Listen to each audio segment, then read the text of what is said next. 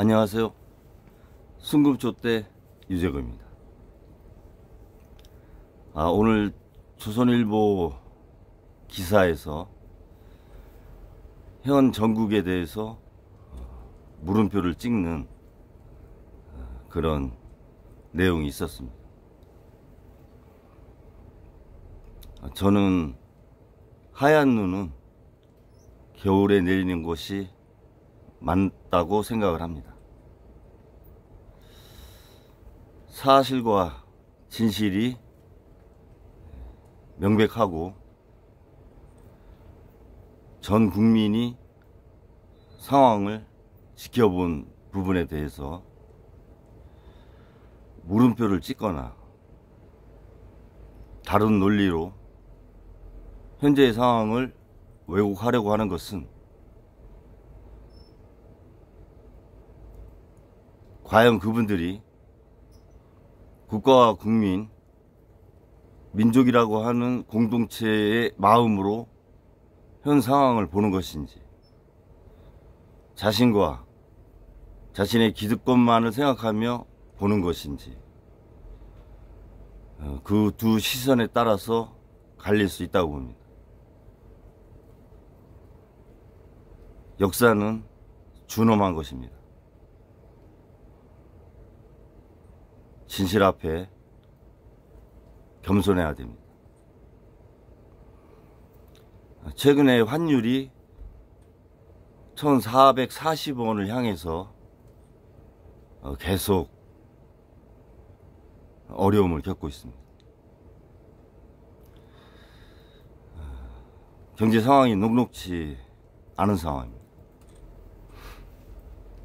삼성전자가 올해 7월 달에 88,800원을 고점을 기록한 적이 있는데요. 그 당시 시가총액이 520조 원 정도 됐습니다. 어제 54,200원으로 끝났는데요. 시가총액이 320조 정도 되는 겁니다. 5개월 만에 200조 정도가 사라졌습니다. 한 40%가 넘게 감소가 됐는데요.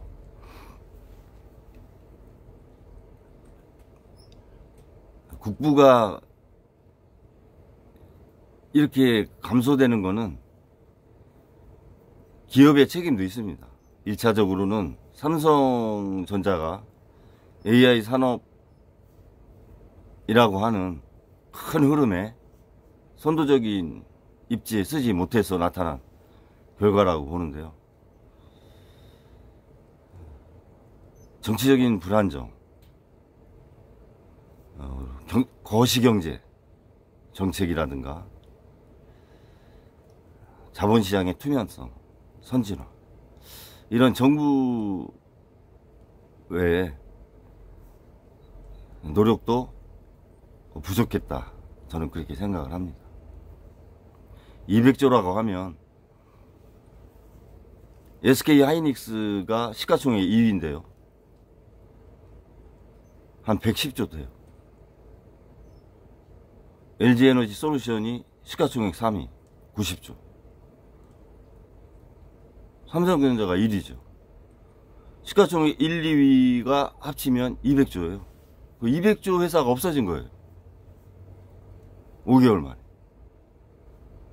현대자동차로 생각하면 현대차가 47조 원 정도 될 겁니다. 시가총액이.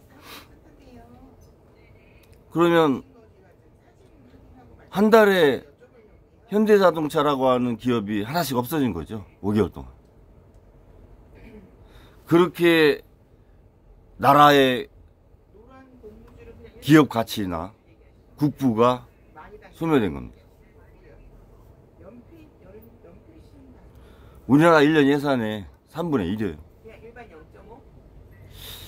이런 상황을 장기간 지속하게 해서도 안 되고, 또 모범을 보여야 될 정치권이, 또 집권당이 오히려 가해자가 되는 현상. 그런 현상을 보고 잘못이 있는 거냐라고 하는 물음표를 찍는 언론. 이 나라가 어디서부터 잘못된 건지 한번 돌이켜 생각을 해봐야 됩니다. 친일적인 사관, 자존심이 중요하지 않나요? 보수는? 그렇게 맹목적인 친일을 하고 싶을까요? 자존심이 허락하나요? 보수가? 조선일보도 그렇고. 저는 그런 게 이해가 가지 않아요. 품격이라고 하는 걸 상당히 중요하게 생각하잖아요. 개인으로 보면 품격이고 국가로 보면 국격이에요. 그 국격을 훼손하고 상처받는데 아무런 액션도 없고 오히려 맹목적인 행위를 한다? 자존심이 없는 거죠. 존재로서의 스스로 부정하는 그런 거 아니냐. 대한민국에 보수는 없습니다. X세대하고 MZ세대가 새로운 합리적인 보수를 새롭게 만들어야 돼요. 개혁신당.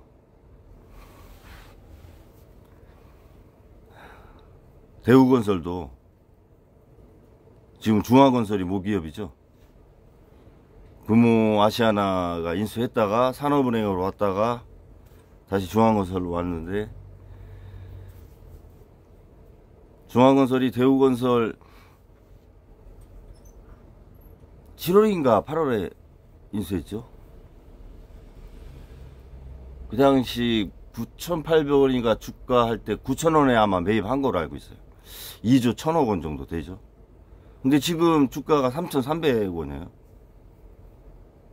3분의 1 토막이 났죠. 자기들이 매입한 가치의 3분의 1밖에 안 되는 거죠. 7,000억의 가치밖에 안 남아있어. 그래서 손실이 1조 3천억 원 이상 나 있습니다. 중앙건설이 메가박스 영화관도 운영하는 모기업인데, 모기업은 상장이 안 돼 있어요.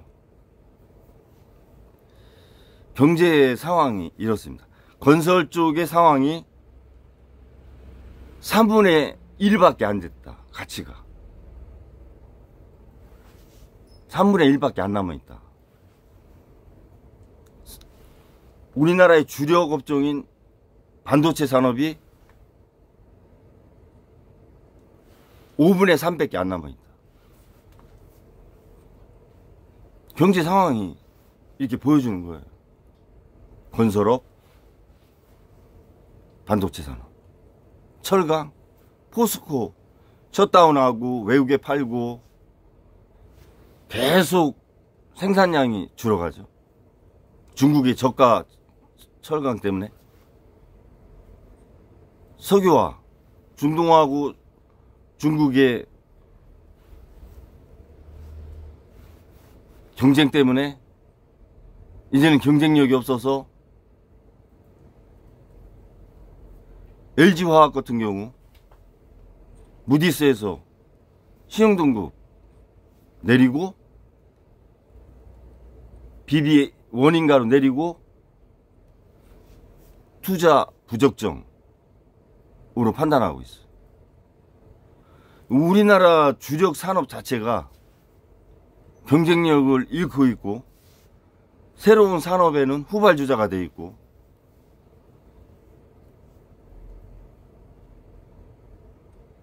경제도 절벽 앞에 있는 상황이라고 저는 생각합니다. 김대중 대통령님이 2000년 들어서면서 우리나라 IT 정보화 시대를 열으셨죠.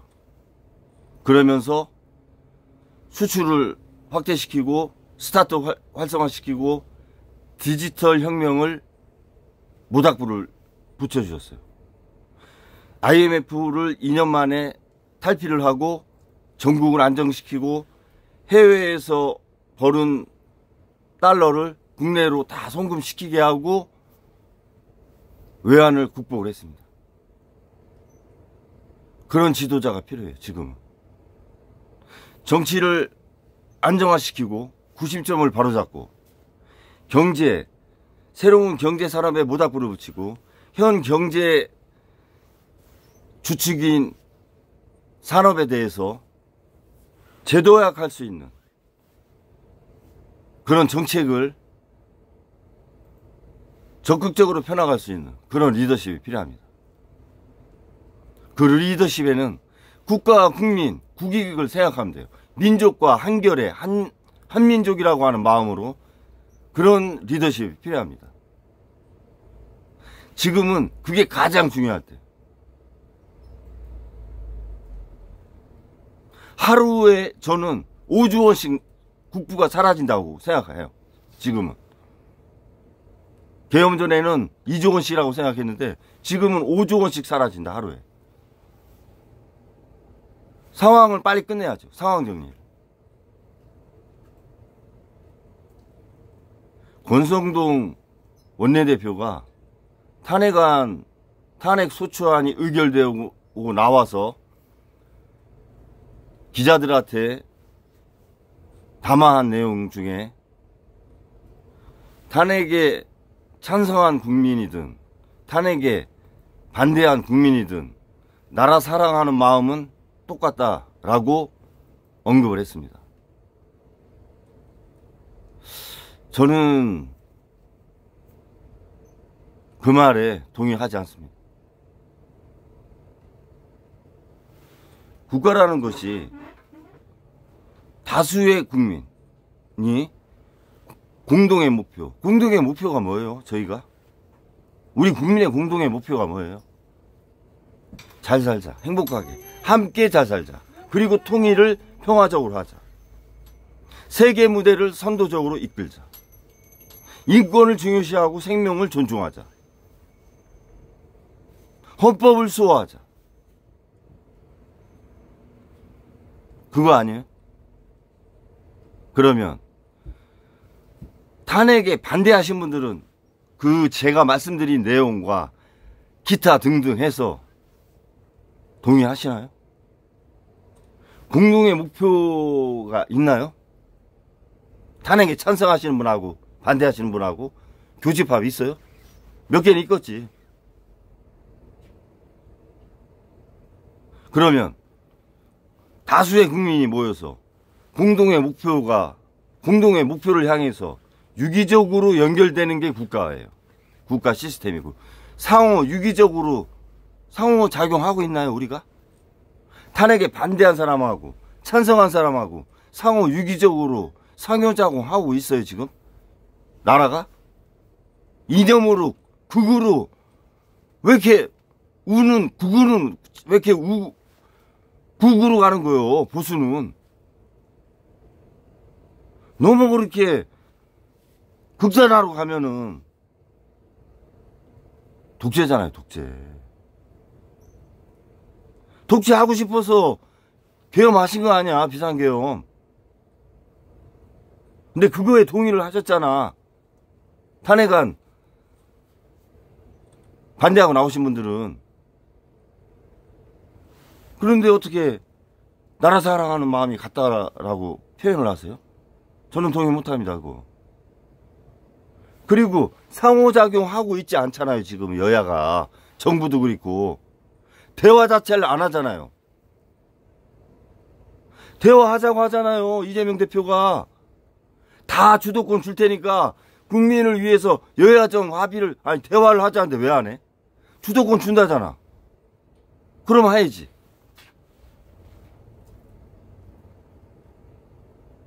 반대를 위한 반대를 하시면 안 되지, 지금은. 지금은 국가와 국민, 민족을 보고 가셔야 돼. 진영과 자신의 기득권과 정권 유지, 그거는 이미 포기를 하신 거 아니에요. 비상계엄 한 순간. 그런데 거기에 얽매여가지고 현재 국가의 이런 위기 상황에 계속 소통 안 하시고 정책을 하나라도 민생 정책을 내가지고 보듬어야 되는 상황에 그 자신들이 행했던 사실에 대해서, 진실에 대해서 물음표를 찍고 헌법재판소까지 가겠다.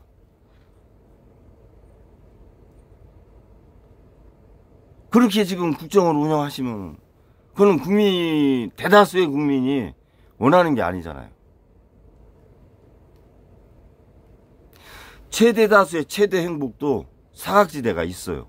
그래서 복지나 조세, 여러 가지 사회적인 안정장치로 수정해서 자본주의와 민주주의가 가는 거 아닙니까? 그래서 수정하려면 어떻게 해야 돼요? 대화를 해야지. 소통하고. 왜 대화를 안 해? 저도 뭐 집사람하고 이렇게 대화를 뭐 많이 하는 건 아닌데, 저부터도 이제 고쳐야 되겠지만, 대화를 안 하면 어떠한 결과가 나올 수가 없잖아요. 국민하고 국가만 바라보시라니까. 나라가 지금 속된 말로 개판이잖아요. 지금 어떤 한 분야 제대로 된 거 있어요 지금?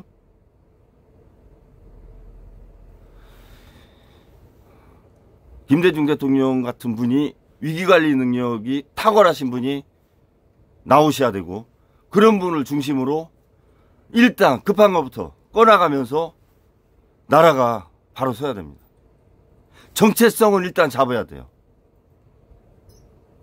정통성을 확립하고 국가관을 확고히 하고, 그래서 세계 무대에 나가야 됩니다. 경제에 있는 기업들이 세계 무대에서 다 자아 경쟁에서 떨어지니까 어려워지는 거 아니에요. 우리나라 정치, 세계 정치 무대에서 얼마 정도 된다고 생각하세요?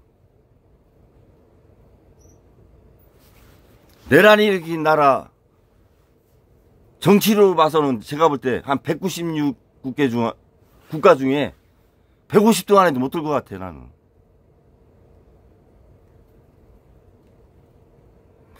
내란 일으켜서 7.2 쿠데타에서 정권을 연장하려고 했던 나라가 한 50개 국가는 되나요? 안 되잖아요. 그 안에 들어가잖아 우리는. 그럼 150이 밑에지. 아이고, 선진국이라고 얘기하지 말라니까. 뭐 3만 6천억 달러니 3만 6천 불이니 뭐 개인소득 9인이 10인 이런 얘기 하지 말라고. 그거 아니야. 우리나라 선진국 아니고 이제는 2만 5천 불도 안 될 것 같아. 실질적인 건. 그리고 정치적으로는 10,000불도 안 돼. 5,000불 국가. 자신을 똑똑히 봐야지. 거울을 다 봐. 다 우리 그 거울을 봐야 돼. 정치권은 자신의 얼굴을 다 한 번씩 보세요. 나도 모르는 내가 있어.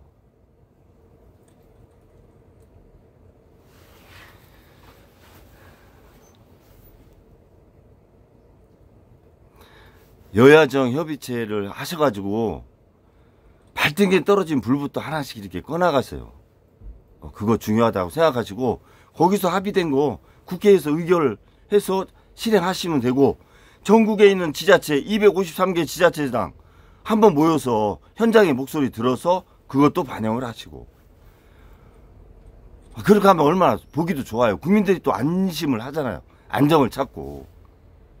어떻게 개인하고 자영업자 614만 명이 연체자가 돼 있어요. 위기의식 안 느끼세요 정치권은?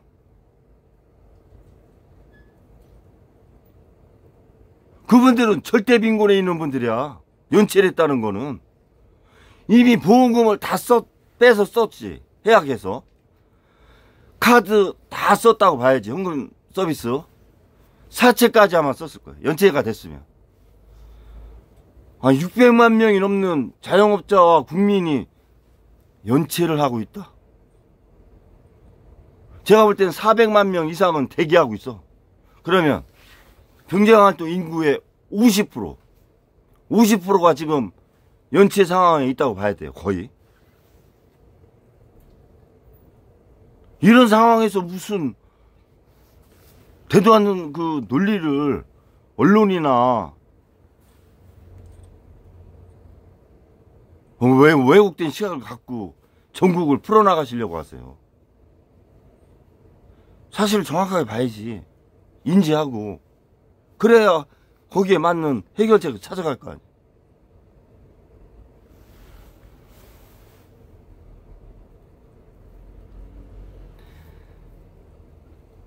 하나 돼서 대화하시고 국민과 국가를 보시면서 협의해 나가시는 그런 정치권이 되길 소망하면서 방송을 마치겠습니다. 감사합니다.